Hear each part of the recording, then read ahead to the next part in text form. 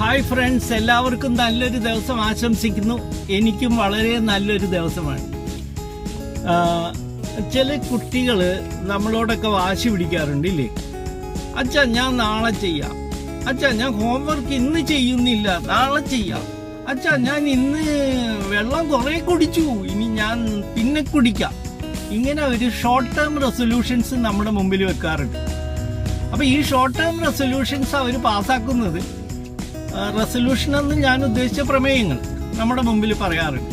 ഇതവർ വെക്കുന്നത് അവരുടെ താൽക്കാലിക ശമനത്തിന് വേണ്ടി, താൽക്കാലികമായിട്ട് അവർ എന്താണോ അവരുടെ മനസ്സിൽ ഉദിച്ചത് അത് വിൻ ചെയ്യാൻ വേണ്ടിയിട്ടാണ് കുട്ടികൾ പറയുന്നത്. ഇപ്പൊ ഈ ന്യൂ ഇയറിന്റെ സെലിബ്രേഷനൊക്കെ ഏകദേശം ലാസ്റ്റ് സ്റ്റേജിലാണ്. എല്ലാവരും കഴിഞ്ഞ് അവരവരുടെ ജോലിക്ക് പോയി തുടങ്ങി.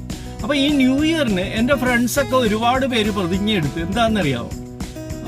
നാളെ തൊട്ട് ഞാൻ കറക്റ്റായിട്ട് എക്സർസൈസ് ചെയ്യാം, അല്ലെങ്കിൽ നാളെ തൊട്ട് ഞാൻ നല്ല ആഹാരമേ കഴിക്കുകയുള്ളൂ, നാളെ തൊട്ട് ഞാൻ മദ്യപിക്കുകയില്ല, അല്ലെങ്കിൽ നാളെ തൊട്ട് ഞാൻ ജിമ്മിൽ പോകും. ഇങ്ങനെയുള്ള റെസൊല്യൂഷൻസ്, പ്രമേയങ്ങൾ വെച്ചിരുന്നു. എനിക്ക് തോന്നുന്നത് അതിനൊക്കെ ഷോർട്ട് ടേം ആ കുട്ടികളെടുത്ത തീരുമാനം പോലെയാണ് എനിക്ക് തോന്നുന്നത്. അവരൊന്നും ഇപ്പൊ കാണാറില്ല. ഞാൻ എല്ലാ ദിവസവും നടക്കാൻ വരുന്ന ആളാണ്, പക്ഷെ അവരെ ഒന്നും തന്നെ കാണാറില്ല. അത് താൽക്കാലികമായ പ്രമേയങ്ങളായിട്ട് അവർ മാറ്റി.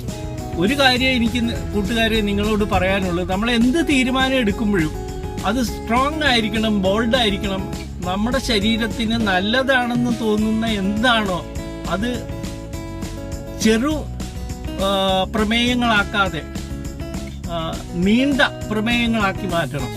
നമ്മുടെ ലൈഫിനെ ഉത്തേജിപ്പിക്കുന്ന, പ്രചോദിപ്പിക്കുന്ന എന്ത് തീരുമാനങ്ങളാണെങ്കിലും അത് ലോങ് ടേം റെസൊല്യൂഷൻസ് ആക്കി പാസ്സാക്കണം. അല്ലെന്നുണ്ടെങ്കിൽ നമ്മൾ ഷോർട്ട് ടേം ആയി പോകും, നമ്മുടെ ജീവിതം ഷോർട്ട് ടേം ആയി പോകും, നമ്മൾ തന്നെ ഇല്ലാതാവും.